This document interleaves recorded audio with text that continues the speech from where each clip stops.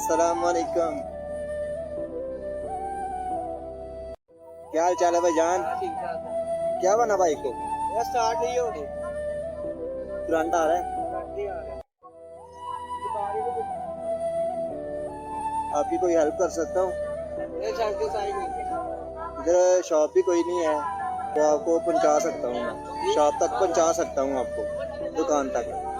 मुझे कहा लगा लोगे? हाँ जी, धक्का लगा के। गर्मी बहुत ज़्यादा है। फैमिली आपके साथ है? चलें, आप फैमिली को बिठा लें, फिर मैं धक्का लगा देता हूँ। बैठे। यार कितने रात बता रहे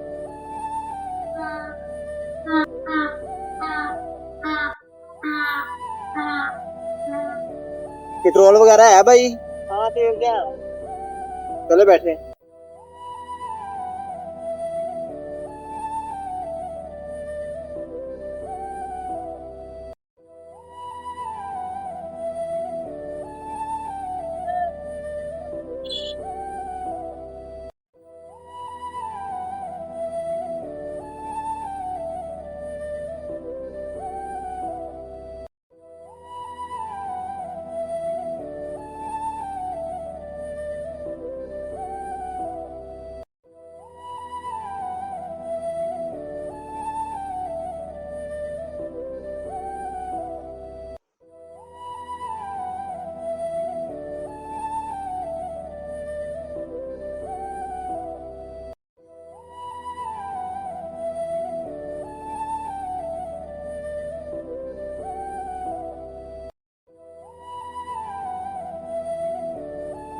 पैसे वगैरह है आपके पास? हाँ जी है।